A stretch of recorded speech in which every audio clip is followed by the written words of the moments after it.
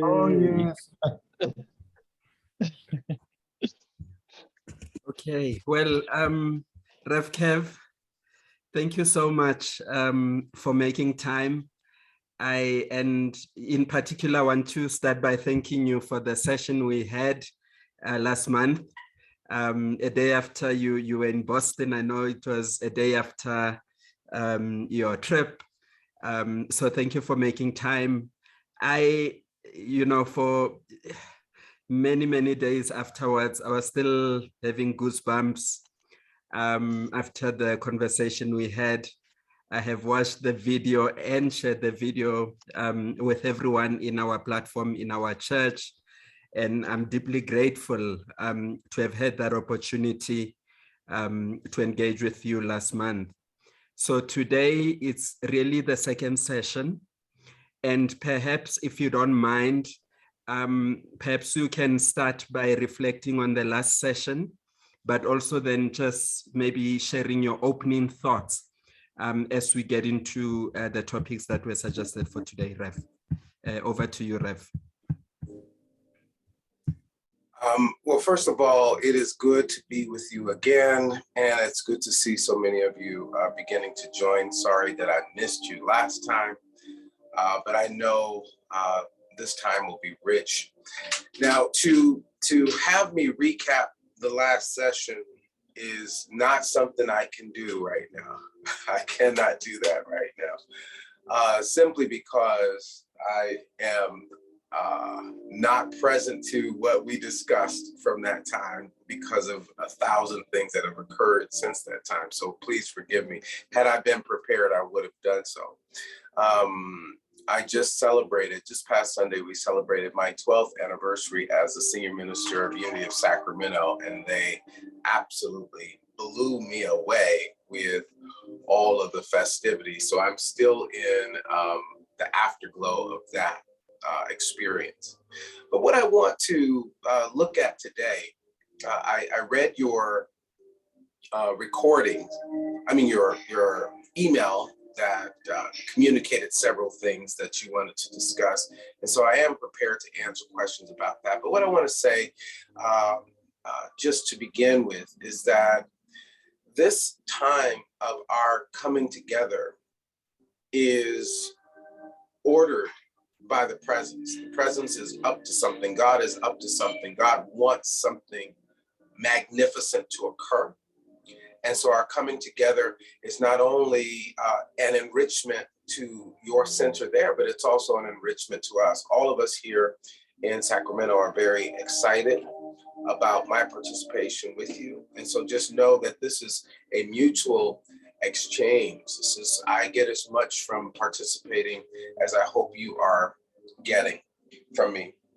I want to begin with a reading from one of my books, Breathing Space. You talked about writing, and so at some point we'll get into that discussion, but I want to share something because I think that this will speak to one of the questions that I reviewed there. This book is called Breathing Space, a 52-week meditation journey for centered, soulful, and successful living. Breathing Space, a 52-week meditation journey for centered, soulful, and successful living. Is co-authored by yours truly and my senior associate minister, Reverend Eric Ovid Donaldson, and it's available everywhere. But I want to share this particular reading as sort of the backdrop of our greater discussion today. The word for today is voice. Voice. It says, I channel my vision, my values, and my views through the power of my voice. And you may want to say that to yourself or type it in the chat room just to anchor this, and I'll say it again. We'll do it a couple times. I channel my vision, my values, and my views through the power of my voice. And once more for emphasis, I channel my vision, my values, and my views through the power of my voice.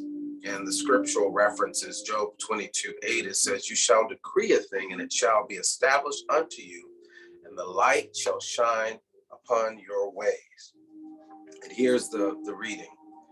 Every soul that moves through the earth school is a bright, unfolding idea sent to be a unique expression and extension of spirit. Our individual journeys gives us greater and greater insight into who we have truly come here to be. Our experiences, be they easy or difficult, lengthy or brief, random or significant, are shaping us and opening us to our most authentic selves. It is in coming to know, love, and accept our authentic selves that our true voice emerges. The voice is more than the acoustic sound that emanates from speech. Our voice is our fully unified and integrated self. It is an invisible expression of who we are, free from contradiction, falsehood, and fear. It can be found in our artistic expression, our activism, and our academic body of work. Our voice is our verbal signature on life's most important issues. When we find the voice of the genuine within us, we access the power to call the world we see with our mind's eye into visible manifestation.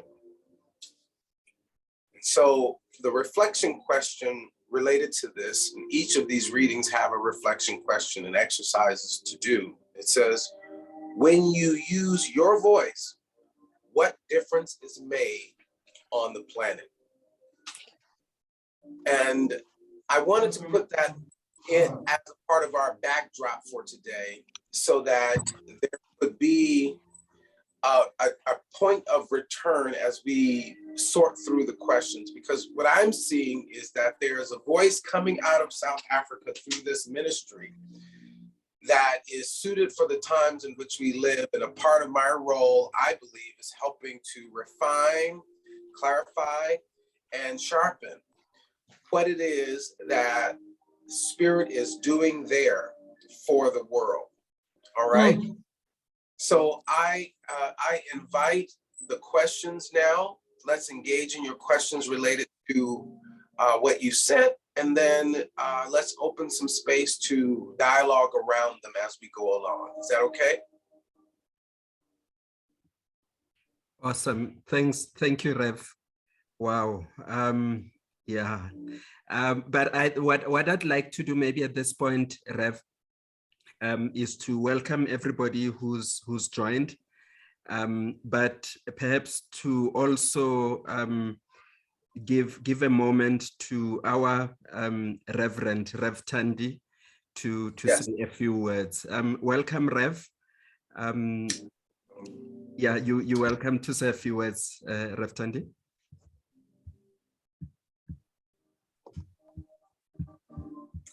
And presently, I can't see anybody but myself, and I would rather be looking at you. I don't know if you can see me. It's a good morning there for you. Okay, now I can. Wow.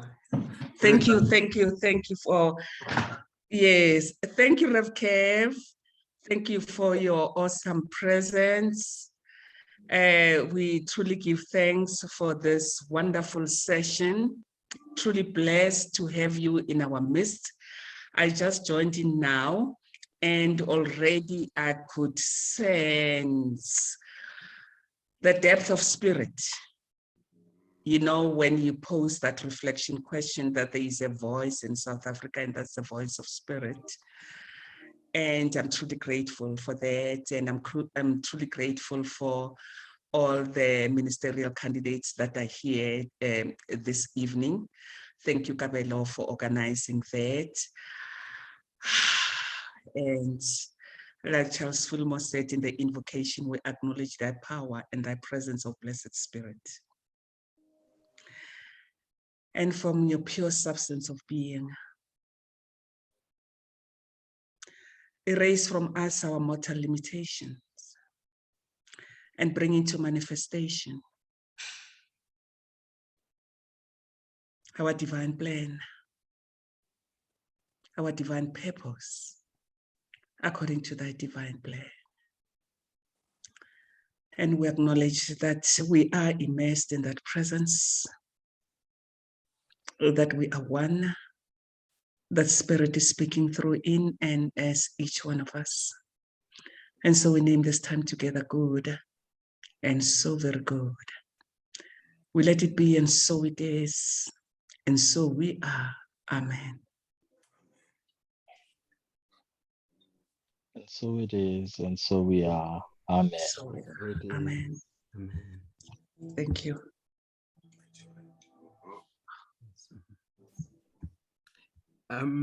So Rev, the first Rev Kev, I need to specify which Rev I'm referring to. So Rev Kev, before we get into the first issue is around spiritual counseling.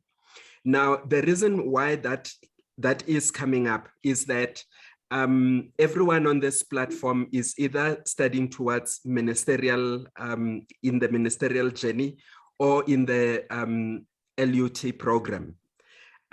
So the first topic that was suggested was around spiritual counseling, and how you provide services, how you go about it within Unity Sacramento, with a view of us being able to, consider taking a similar approach and making it available to our audience this side.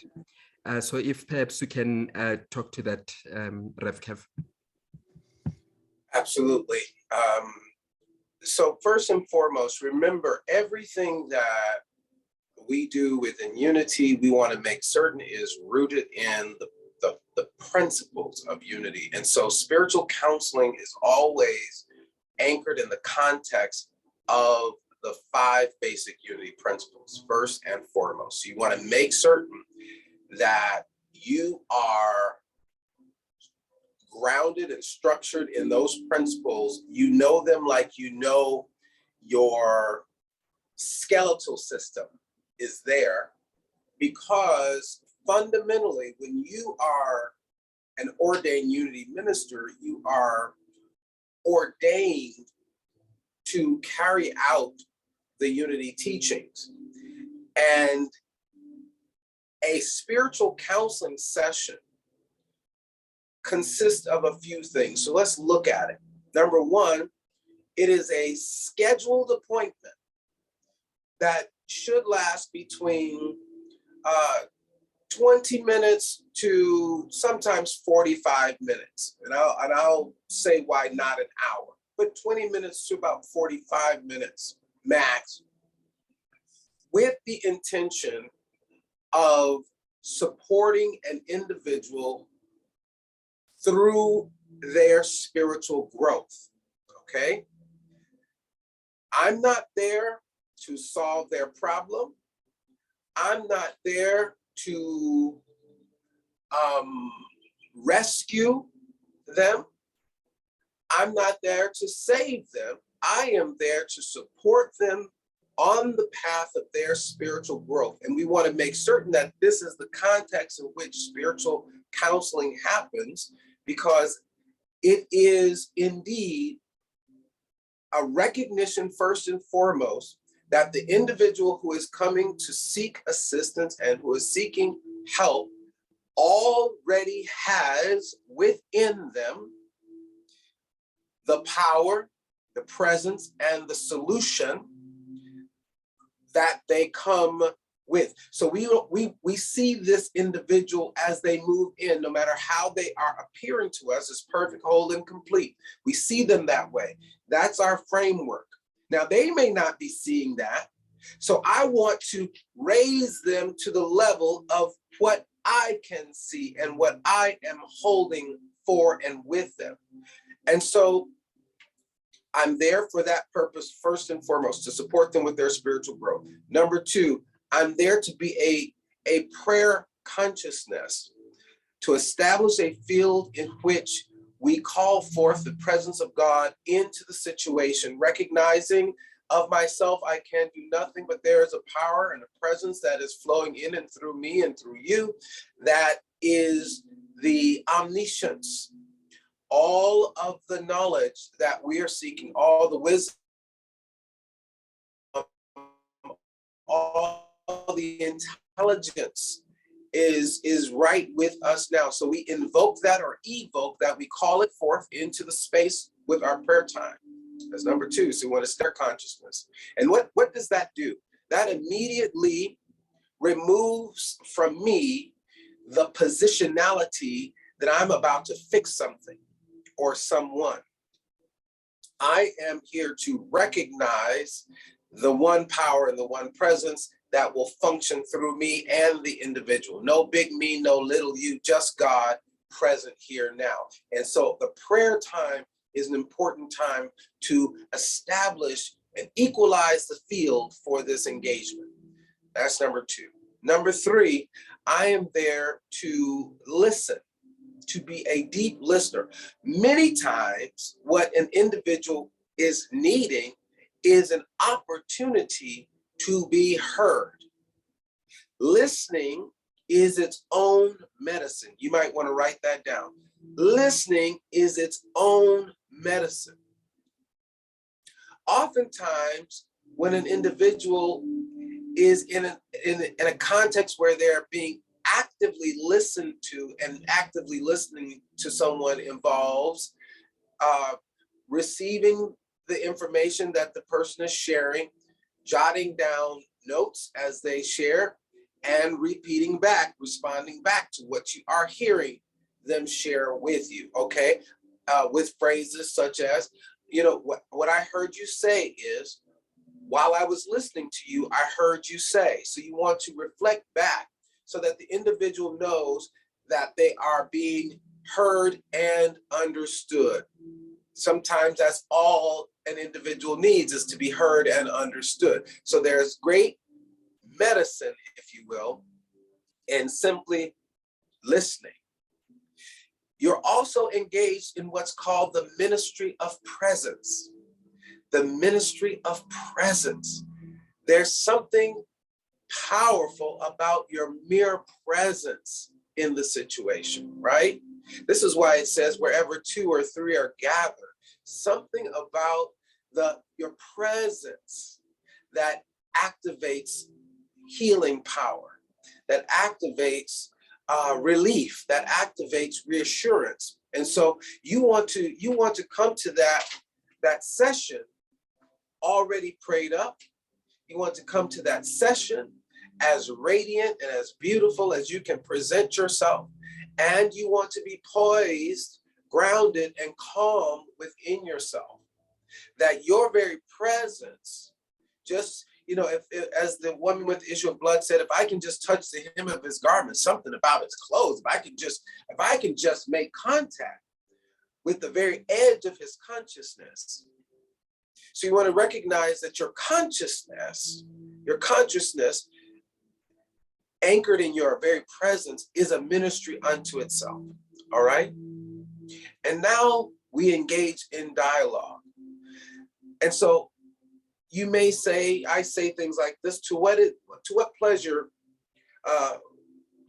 do I owe the pleasure of this meeting? So I may open with a statement like that. In what way can I be of support to you today?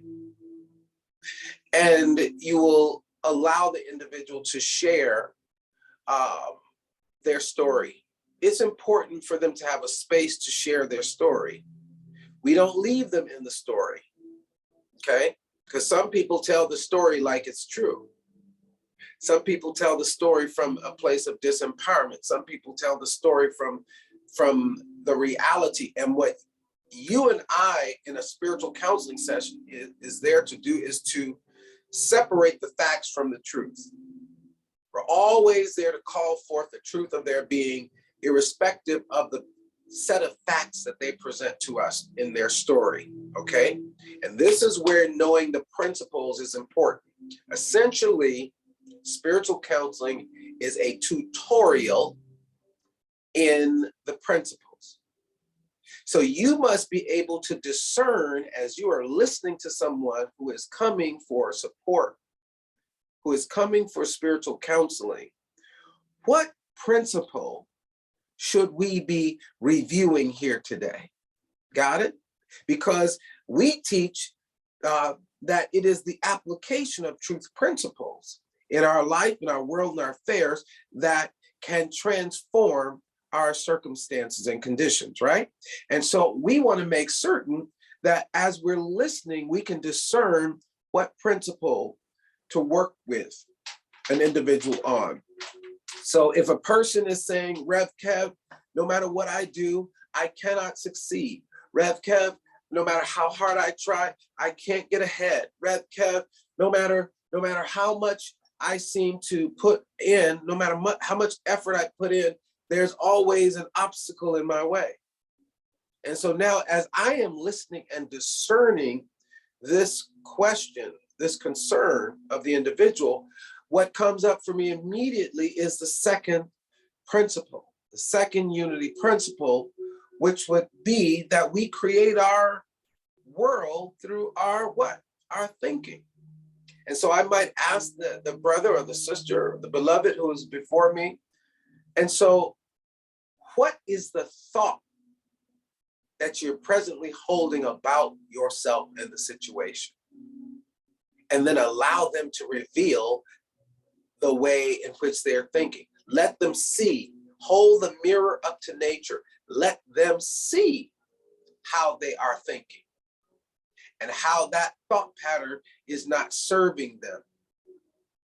And then let's get in it now. Let's get in it with the teaching. Let's teach them. So what do we teach in unity? Thoughts are things. I am the thinker that thinks the thought that makes the thing. Thoughts are things. I am the thinker that thinks the thought that makes the thing. And there is a thought form running within your consciousness that is telling you over and over again that life is difficult for you. Life is necessarily difficult. This is the predominant thought form in your life. And so what would be the preferred thought form that you want operating as the dominant activity of your consciousness? And so then we get an opportunity to do some surgery.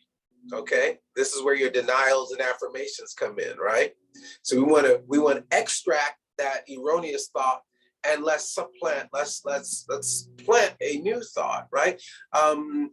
All things are working together for my good. Let's say that, you ask that individual, all things are working together for my good. My highest good and greatest joy, everything, every day in every way, things are getting better and better. And you bring them to your vibration. You're bringing them, and that's what I like to look at the counseling session as. It is vibrational alignment, realignment. Your vibration is off, and because your vibration is off, you're a match for everything you don't want. Let's bring your vibration up. This is what the master teacher, the way shower, is saying. If I be lifted up from the world of appearances, I will draw all manifest good unto me. I will draw all good unto me. So we want to help raise the vibration of that individual. So an individual having worked with you, having been in your presence, having been listened to, having been supported with the truth principles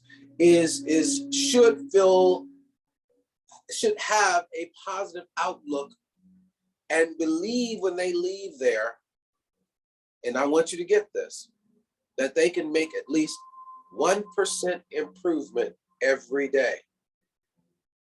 1% improvement.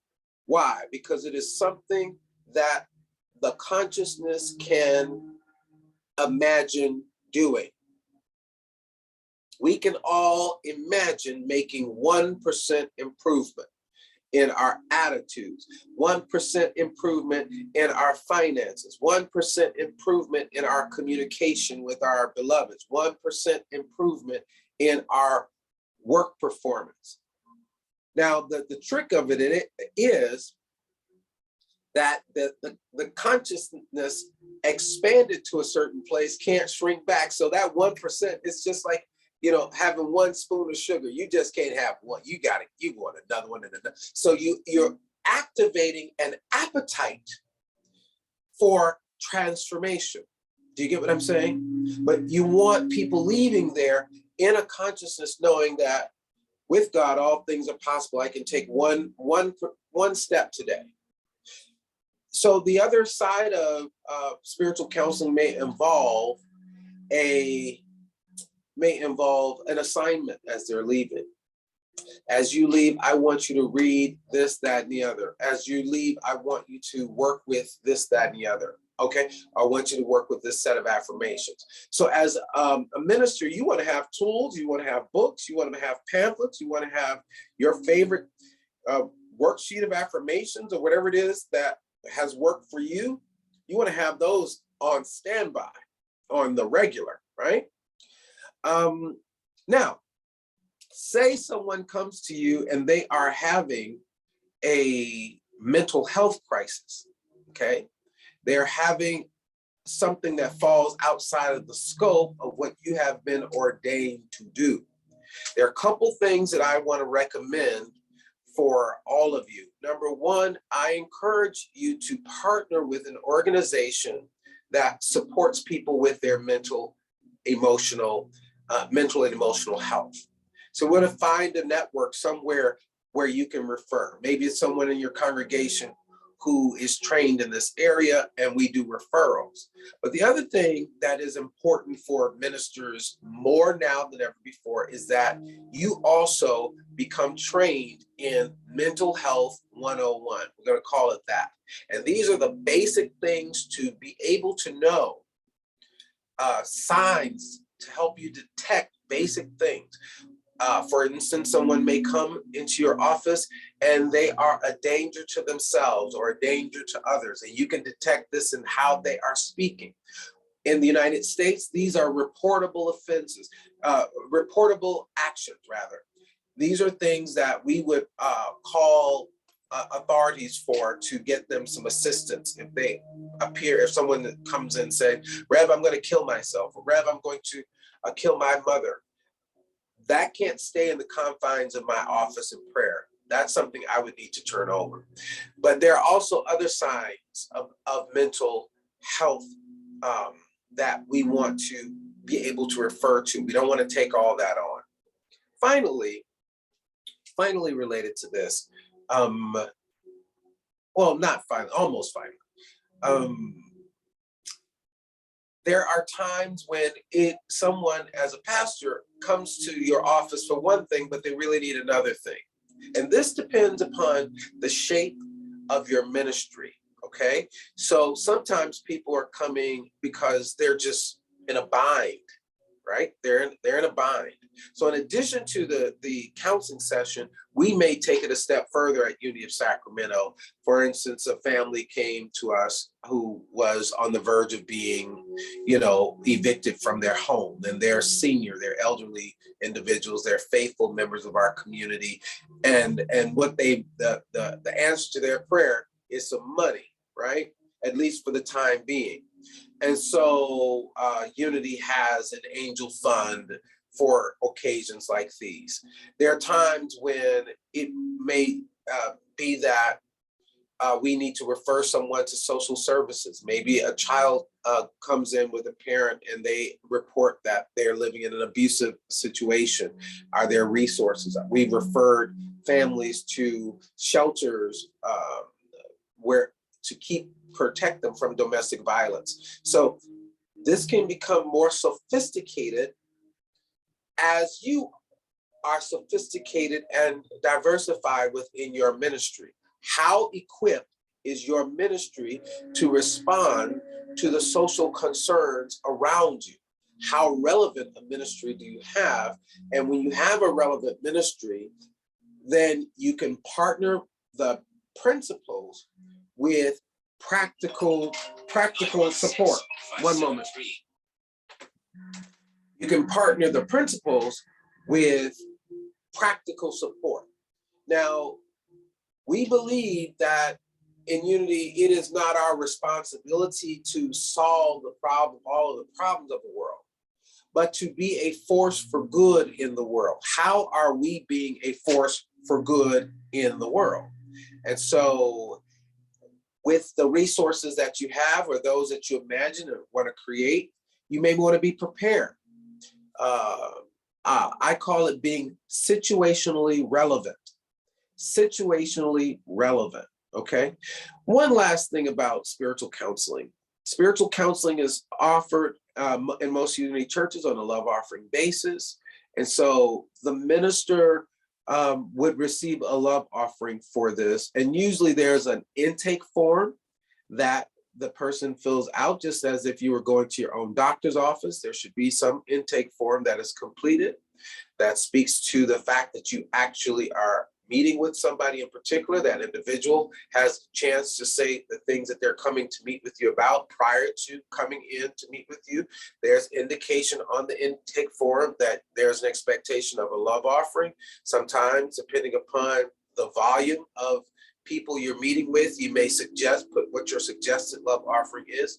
Depending upon how sophisticated your ministry is, all of this may be handled by an assistant or so.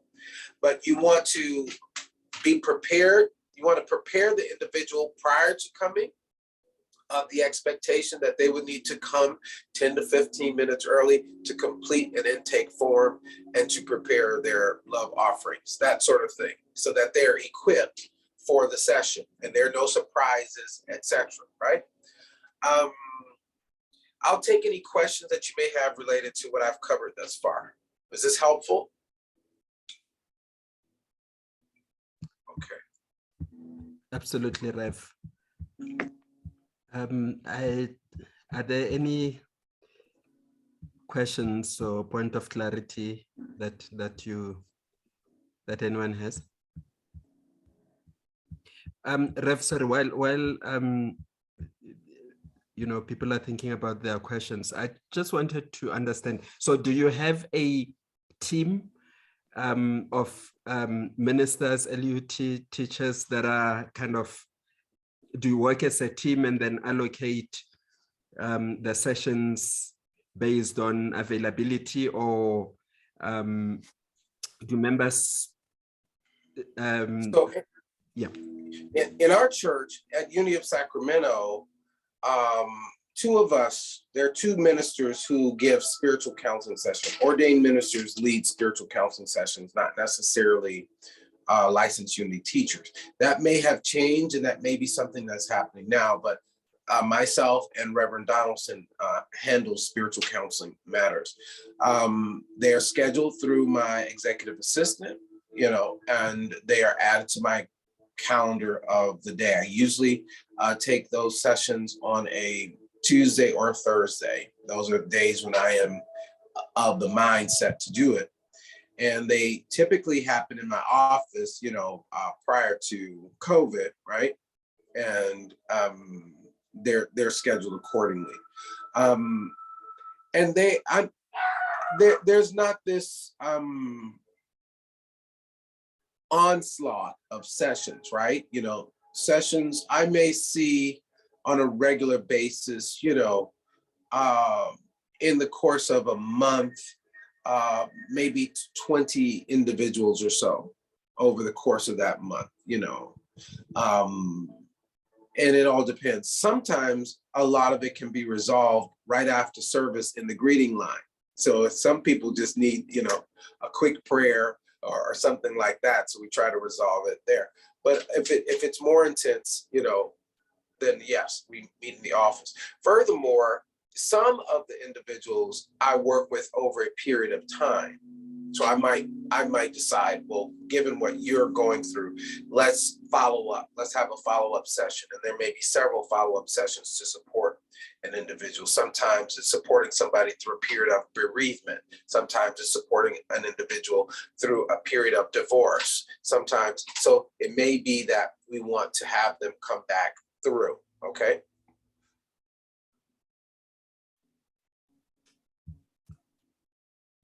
Anyone has a question? Yes, I just want to thank you so much. Oh, that was just so beautifully said. Thank you, Rev. Deeply appreciated. Mhm.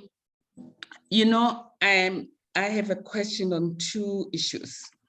Mhm. Firstly, do you have a spiritual counseling online?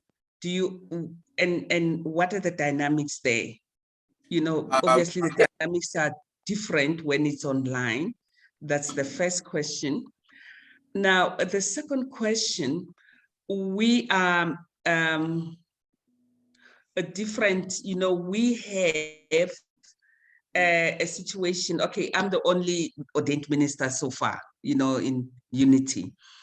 But then we actually have referrals from SADAG, it's a South African Depression and Anxiety Society, where they refer people to us. You know, we've had quite a lot of those. Now, those people, obviously, you know, they don't know principle, most of them.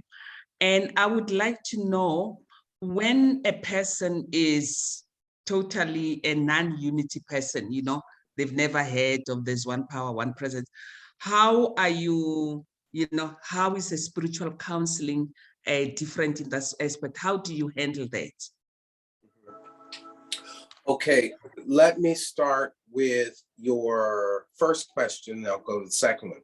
First question, yes, I do see, and in my vernacular, I do see clients virtually, and it's been fantastic. You know, it's been wonderful. You can set an environment, you can create a presence through the way you frame your camera to make sure that you're there, the way you light the environment where you are. Perhaps you have a candle lit or something, but you want to create an atmosphere that is welcoming to the individual, making sure that you can be heard and they can be heard, that there's clarity. And then as far as, you know, matters of scheduling and love offerings and all of those things, those can be, all of that is now able to be done digitally. There's a lot of digital currencies and that sort of thing that allows that side, digital scheduling apps, all sorts of things. So that would be rather easy to facilitate. And I have clients all over the world, and so I do a lot of this sort of thing. Okay, and that was before the pandemic. That's just because I can't fly everywhere, right? And they can't fly everywhere either. So that's a thought. And we can kind of drill into the details of some of those things, but there's a lot of technology and apps that are available to facilitate scheduling and receipt of love offerings. And I say that the receipt of love offerings, and I want to emphasize this to you, ministers in training. Your time is valuable, and the work that you are being prepared for is essential work. And the servant is worthy of his or her hire. You have to recognize that you are just as much a professional as the medical doctor is a professional. And so I want you who are now hearing me talk to move into ministry with a pride about your profession. You want to recognize, because if we hold a low bar for what it is we're doing, and we've got to be on our knees crawling and begging and struggling, what do we have to offer? So we want to make certain that we hold our profession as one that is of honor, that one that is worthy of whatever means we receive to support ourselves and our families, and we build in this as a part of our training and learning. Okay, so I just want to pause to emphasize that you do not have to be poor and broke and struggling to be in the ministry. I am a living witness of that, and I'm one who will support you in not being that. Okay. I couldn't agree with you more. You need to be prosperous. All right. Yes. Where have you seen a poor unity minister? huh? Doesn't happen. Where have you seen a poor unity minister? I don't It know it is. happen. I don't want to find any. You don't want to find that. If I do, I don't want to leave you that way. You don't want to know. Abundant. I want to be abundant every way. Okay. Yes. Let's talk about your second question. Yes. I'm excited that you're already affiliated with an organization that refers individuals to you for spiritual counseling services and possibly even connecting to your community. And let's just acknowledge that the spiritual community has a therapeutic value. Okay, community itself, as you know, has a therapeutic value. There's something therapeutic, there's something healing, there's something reassuring about belonging to a community, just belonging, right? And a lot of people's suffering has to do with a sense of being alienated from maybe their families or maybe the experiences that they encounter within society, such as racism and discrimination and all of the other social ills that we encounter. So there is therapeutic value in spiritual community. Now, when someone comes who is not unity, it's not their first language, that's okay. It would be no different than someone who came who is. What I want to do, and this is a very important thing, go back to listening. We're going to listen to where a person is. And we're going to presence, in this case, I'm going to presence what understanding looks like. I'm going to presence what compassion looks like. I'm going to presence it. So I don't necessarily, in that case, have to tutor them in the principles, at least in that first session. I may want to just presence it. Here's what it looks like. Here's what love looks like. Here's what generosity looks like. Here's what service looks like. So it shows forth through me. And they have the experience of our principles flowing through my character, flowing through my personality, flowing through my being. And now I want some more of that.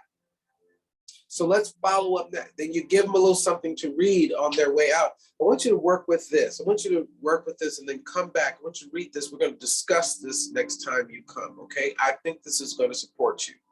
Now, Unity has produced a number of handouts on a variety of topics, right? From grief to divorce to you name it. There's just a million pamphlets that they have produced that you may want to get a hold of that you could then provide someone with. You might even provide them with the daily word. It just depends on what the situation is. There's one that I share often that Unity produced, and it's called Healing Thoughts. Healing Thoughts. And you might break out your healing thoughts and you might read something from Healing Thoughts and then have a conversation. Make certain that it connects to the situation. You always want to be situationally relevant. Half of the problem is addressed just in your presence, just in an individual having an opportunity to vocalize what they are moving through and someone has heard them. It discharges the anxiety in many ways. Just taking someone through the process of some deep breath. Let's take a few deep breaths. Let's relax. That process that you did earlier when you take us into prayer, that has a therapeutic effect. The thing is, we want to have individuals to know in their time with us that, and it's so simple, but it's profound. Everything's gonna be all right. Yeah. Bottom line, everything's gonna be all right. Yes.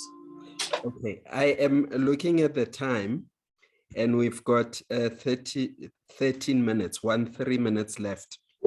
So time flies, you know. So what I wanted to suggest and request, just so that we can cover all the 3 questions, is if we can please look at the second and third questions, maybe for the next 7 to 10 minutes. And then perhaps we can spend about 5 minutes with any questions as a way of closing the sessions. Yeah. All right, let's go. Do you have the second question, or must I read it here? Please prompt me with the question. Sure. So what I noted here is requesting you to share your experience as an author. How do you go about writing your books? And what are the tips you have for people seeking to become authors? That's question number 1. And the last question is around church planting and expansion. All right, so let's come to the last question after I do the question authorship. Okay. All right. I read from Breathing Space earlier. The reading was voice. Authorship is about finding your authentic voice and answering the question, what must I say? What must be said by me? What must I say? What must be said by me? What's going to ring as truth? And so a big part of preparing for the journey in authorship is authenticity. Coming to an authentic realization of your clear voice. Your clear voice then speaks to your clear message, right? What is mine to say? And so you want to get underneath that first and foremost. That is perhaps the most important thing. Nobody can tell you what to write. What must be written by me? What must be said by me? Individually and uniquely, okay? So very important to really clarify your voice, okay? That speaks to remember I said your voice is your total self-integration. It brings all the unique aspects of self together, okay? That is your creativity. That is your style. That is your skill. It comes through your voice, okay? And then that comes through writing. Now, every author does not have to be a great writer. There's a distinction between being an author and a writer. Some authors are good writers, but not every author is a good writer. Authorship has to do with ideas. I've got a great idea. I've got something that I must say. If you're not an excellent writer, a great author can hire a writer to share your ideas in a way that helps you to express, in the same way that you could hire a translator to communicate in another language for you. You get what I'm saying? Now, if you have the skill as a writer and you have the idea as an author, then you are both an author and a writer. You get what I'm saying? But I don't want anybody to be limited in their authorship because you don't have strong writing skills. All right? Did I just free some folks? I hope I just liberated 10, 11 of you. Just free right now. Hallelujah. Yeah, you should be free right now because there are any number of folks right now in universities, right where you are, learning to write, but they don't have the ideas. Okay? So the other thing is you want to love writing. So if you're into this, I love books. These are all my books. These are my babies, right? These are just all my babies. This is one. This is The Designer Life, Distinctions for Living Life by Design and Not by Default. And as an author, you want to always love your writings and share them just like you're introducing your babies, right? Hold them to your heart. If you ever seen Oprah, where does she put a book first? She puts it right over her heart when she's talking about it. This is Courageous Money Conversations, a journal for managing, magnetizing, multiplying your mindset for money and all good. This is a good one. Love that one. This is Courageous Conversations, a journal for passionate, purposeful, and powerful living. And all of these are connected to workshops and seminars and greater bodies of work that I want to take people through. Recently, during the pandemic, I started writing books for children. This is The Optimistic Seed, a story of resilience. It's a children's book. And this one is Hug Your Children. And it is another storybook that was written and it's beautifully illustrated, you know, that was written during the pandemic to bring parents and little ones together to read. So let's talk really quickly. I happen to work with a publisher, right? So I have a publisher, and at this point in my career, it's helpful to me to have a publisher because then I don't have to think about all the other details, you know, like printing and laying out a book, and I just don't even have the time for that, right? So the good news is today there are companies that exist. They're hybrid publishers. A hybrid publisher is a publisher that will allow you to do the writing and they will help put it into book form. Their professions, there are individuals who are book midwives. A book midwife is someone who will walk you through concept all the way to production of your book. But what I would say is the most important thing, and hear me, and we can come back to this in another session, and I'm happy to help anybody become an author. I can't tell you the number of books that I've helped to produce in the world and the number of authors that I've helped to support. So it's one of my passions. But if I can tell you anything about this subject, find out what you must say and simply start writing it. Start writing it. Books are meant to be rewritten, not written. All right.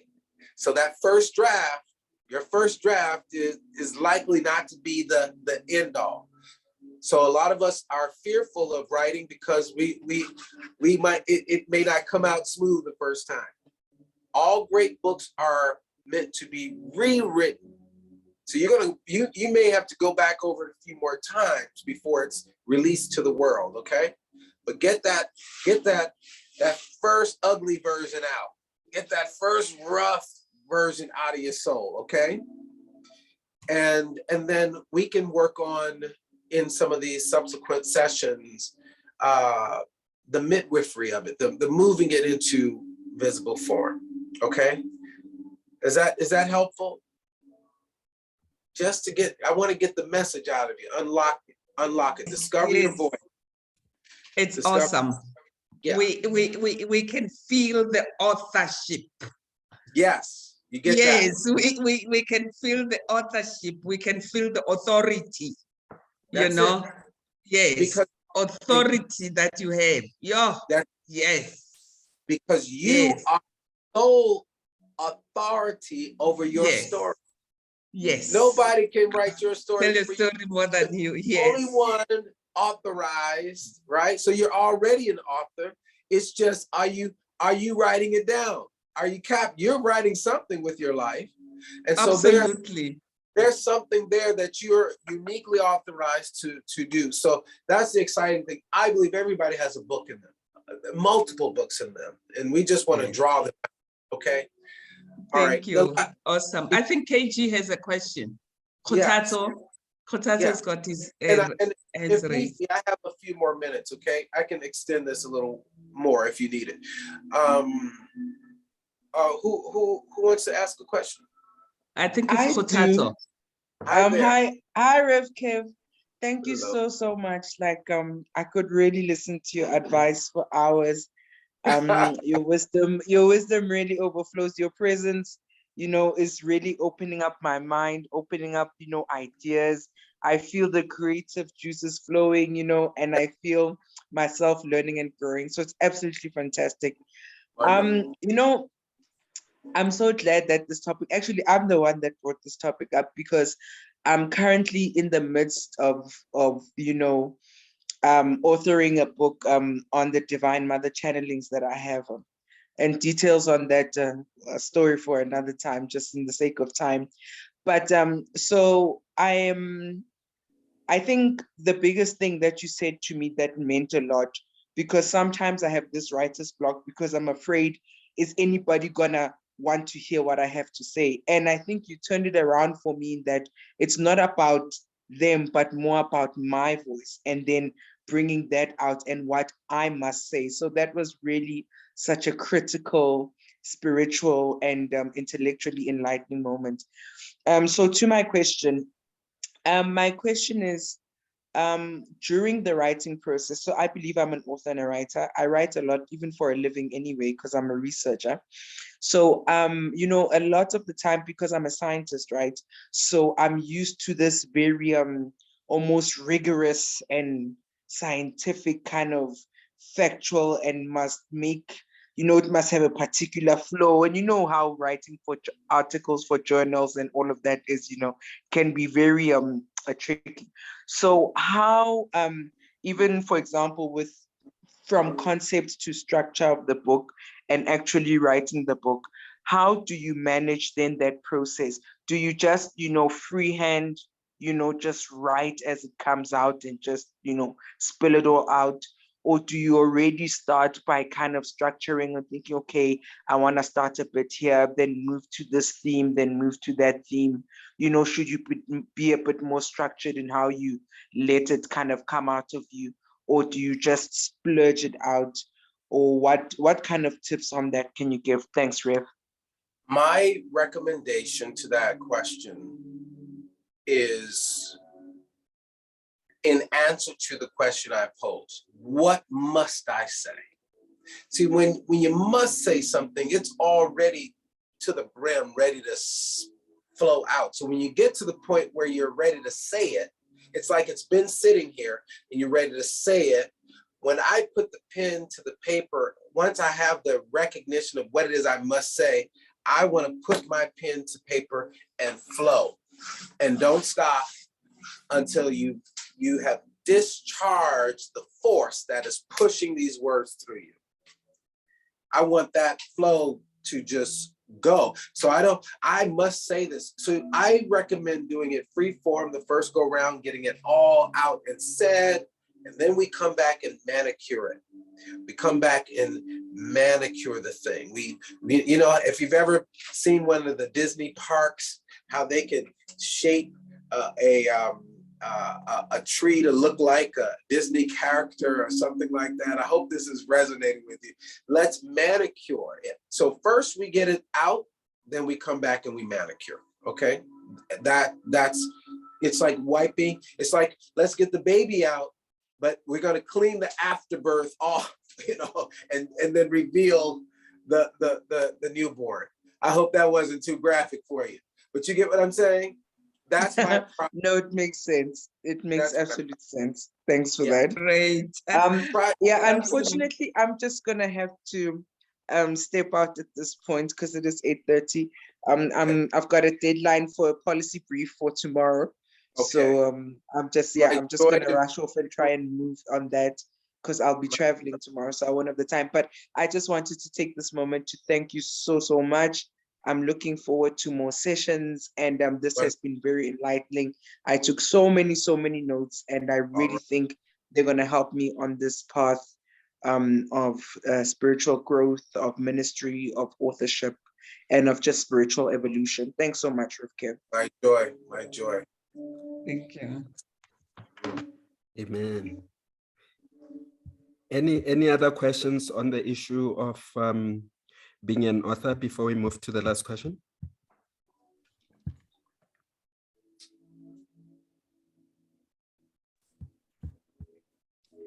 Okay, I think Rev Kev, what we can do at a later stage, for those keen around exploring this in greater detail, after they've reflected on the questions and have started doing some work, then we can put this topic again on the table and take that forward.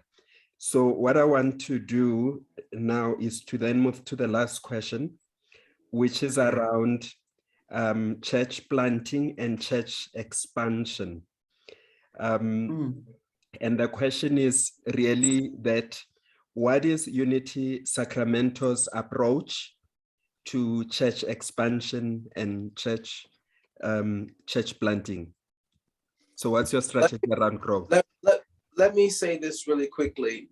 All three of those questions could be their own session.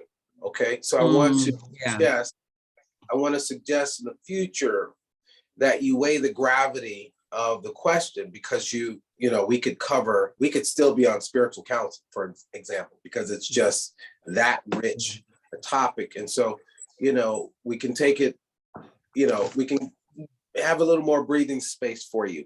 This topic in and of itself is its own session, so I won't do any justice to this, but what I want to say that our church is now about 103 years old. It is the first Unity in the state of California. And so it is a mother church, meaning that it is the planter. It created all the other churches in the state of California. And as you know, California is the largest state in the union. And so this was a planter church. This is whether it was planted intentionally, that means that leaders went out and planted churches, whether we grew and there were churches that spawned off from us, or whether we were invited in to help, develop communities. This community has always been that.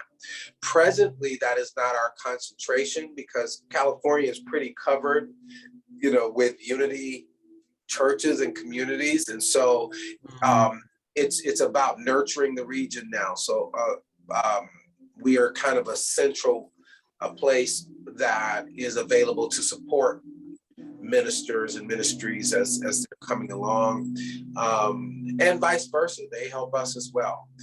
On the situationally, it seems that this is something that is a major topic for you because of where you are, because you are pioneering, you're pioneering.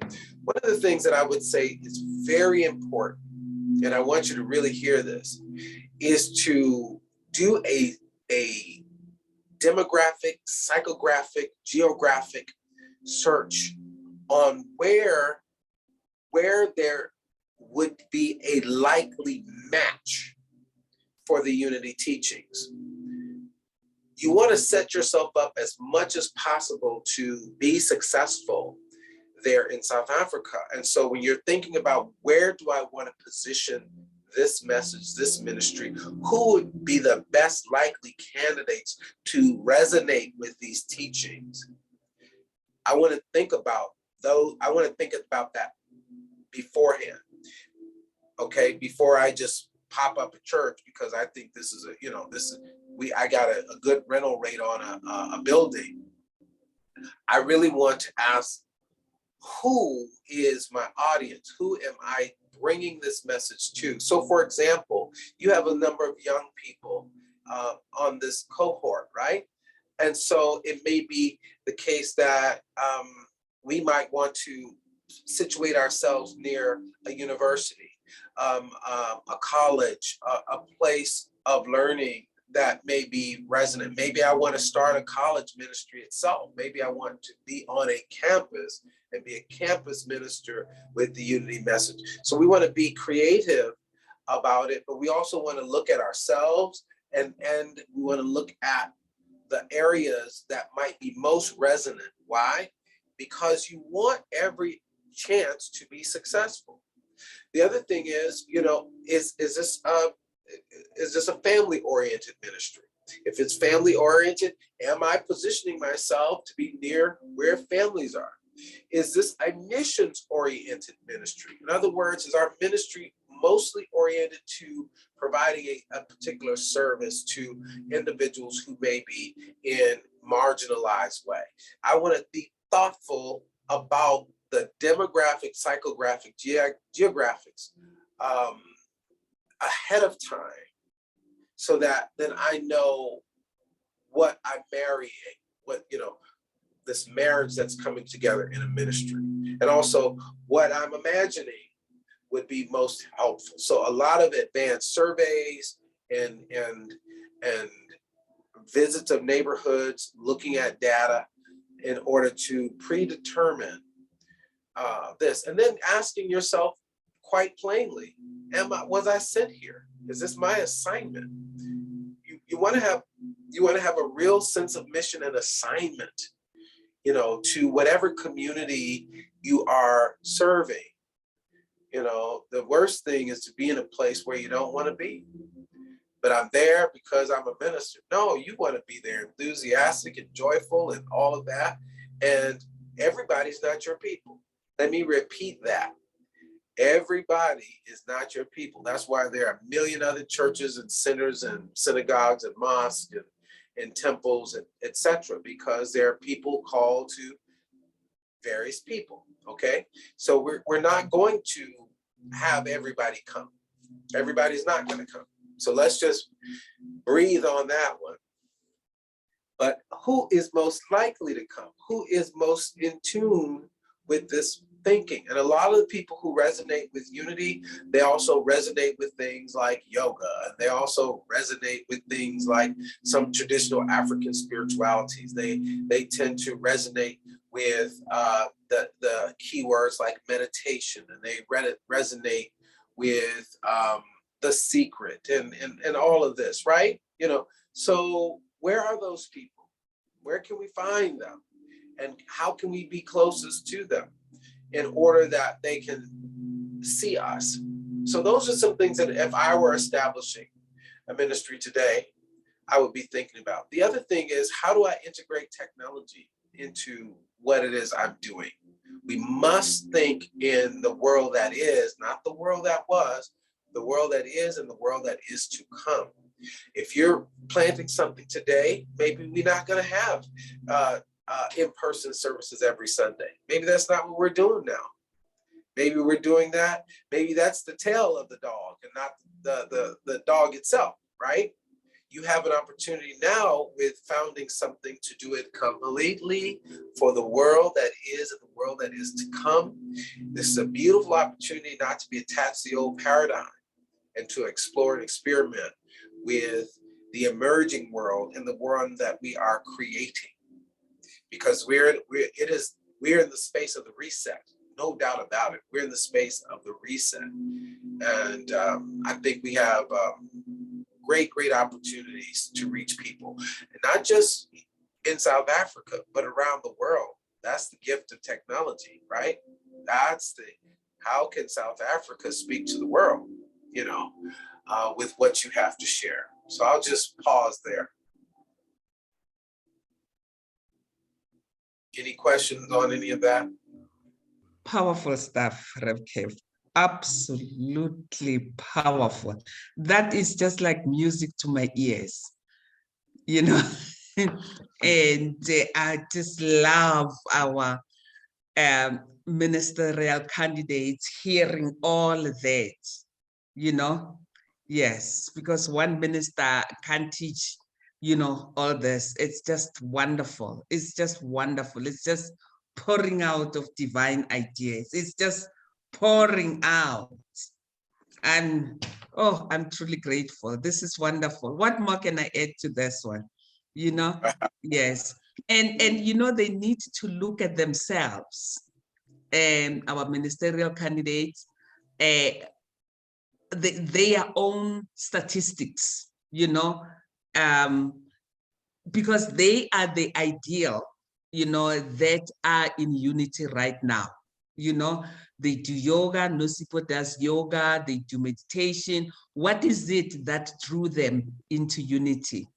Because there's a lot of people like each one of them, you know, in terms of their age group, in terms of where they're located, because there are a lot of people who are exactly like you with your own demographics that are looking at Unity.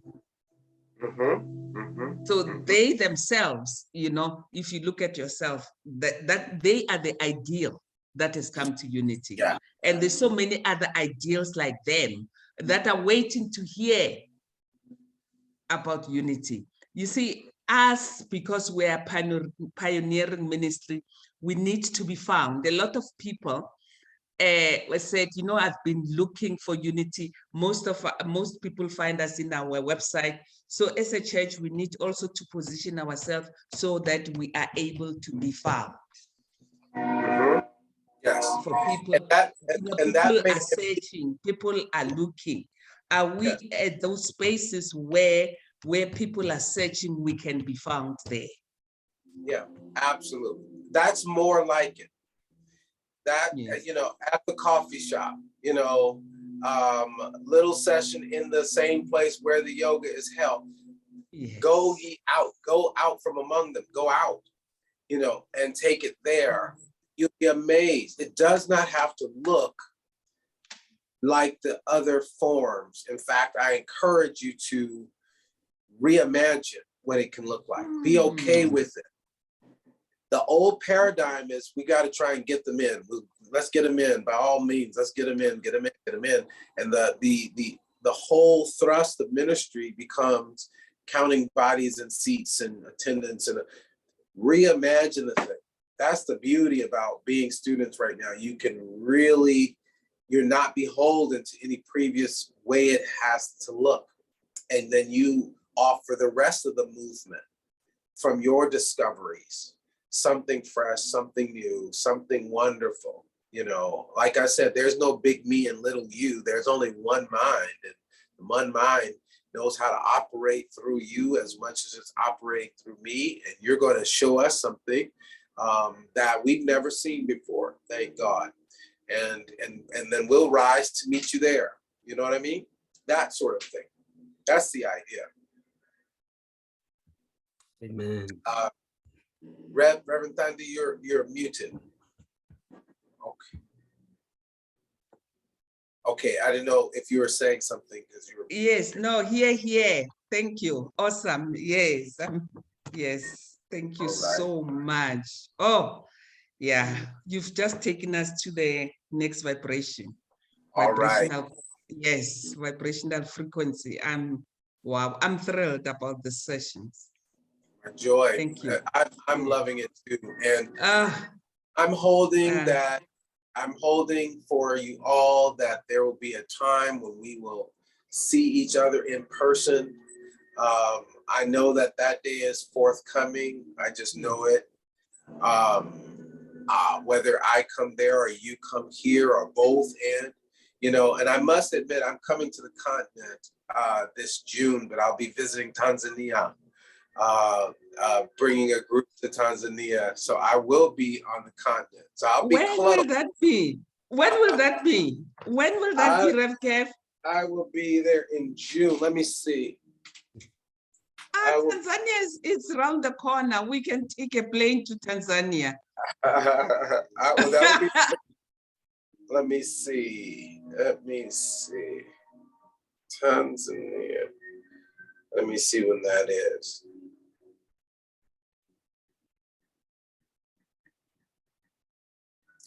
All right, let's see. Tanzania.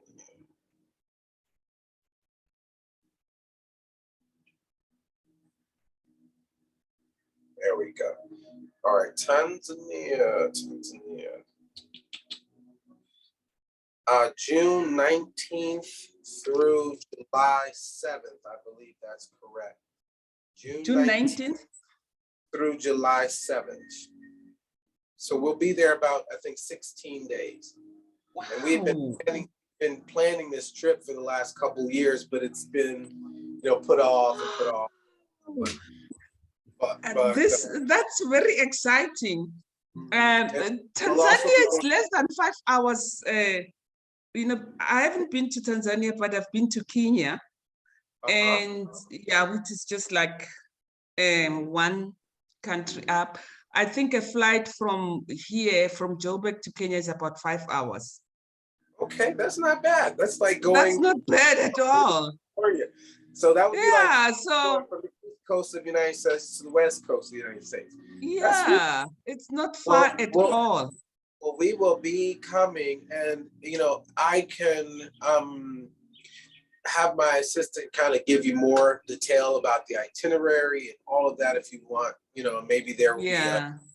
a rendezvous point if you so desire. We're also going to Zanzibar in this trip, and so I don't know if geographically if that's close. No, Zanzibar is just an island outside of Tanzania. Okay. Yes. So yeah, we will be there this June. That's the closest, but that's not the last time. I'll be coming. Okay. All But- right. We will plan something. We'll talk about when you come to South Africa in our next session, because we Very- also have plans, Very good. Very good. Yes. That- Now, we will- this Tanzania, is it just touring, or are you doing a conference? What Touring is it? Are you just touring? Touring and services. So, there are 2 orphanages in Tanzania that Yes. our church adopted last couple of years. In the Maasai village. Okay. And so, and members of my community, how we came to know them, members of our church Yes. are from Tanzania, and they are invested in this community and in this whole venture. And so they approached me asking me would I look into it and support them. And so because they're actually our members who are involved. That's wonderful. Yeah. I think we will, I can tell you, we'll see how we can join you in Tanzania between Wow. those days. Okay. Yes, All right. especially, Oh. we are, Africa region, we have Africa region, and where we are, there is a unity, a whole unity new region that has been created. Uh-huh. And I'm vice chair of the Africa region. So Okay. it would be wonderful. And we haven't had, we don't have, we've got Mozambique, but we don't have any members from Tanzania. So Okay. we'll see how that will work out. Okay. It would be awesome. And I will inform the other unity ministers in the continent. We've got Ghana, we've got Nigeria. So yeah, to just Wonderful. come see what we can do on that. Wonderful. That would be wonderful. Okay, Oh. so then, yeah, we will definitely need to coordinate so that you have Yes. some knowledge of the itinerary, how we're moving and so forth, and Yes. our coordinators on the continent, That's great. That's great. That's great. And even some of our ministers here can actually join. We'll see what we can arrange. It doesn't have to be a long time. Maybe we can jet in just for a weekend, to and fro, come back on Monday, leave on Friday. Infinite Okay, possibilities, and have a wonderful service there at the capital is Dar es Salaam. Eh? Yeah. Oh wow. Yeah, we're coming. Okay. Yeah. I will make sure you get that information. I'll make sure you get that. Yes, not a problem at all. We'll be there soon. Yes. right. So you're not going to the conference because that's the Unity conference. No, I won't be there. I will be at Unity Village later in the year in August. There is, I don't know if you're aware of this. Yes, I'm aware of solo- that. Yeah. So I'll be speaking there at that time. I figured I'll be in Africa. I'll conference next year. Okay. I'm going to the motherland. I'll see you all later in the year. Oh, great stuff. Thank you. Thank you. Thank you so much. My Thank you. joy, Thank you. thank you all. I'm so grateful. I can't wait to meet you. And Okay, let's same keep here. going. Keep it going. Okay. Okay, can we just All right. close with a prayer of protection if everybody's happy with that? The light of God surrounds us. The love of God enfolds us. The power of God protects us. The presence of God watches over us. Wherever we are, God is, and all is well. Thank you. Thank you. Amen. And go and multiply the consciousness. Amen. I sure will. And you, Amen. Amen. Thank you. okay. Bye. Have a great Okay. Okay, bye. Peace and blessings.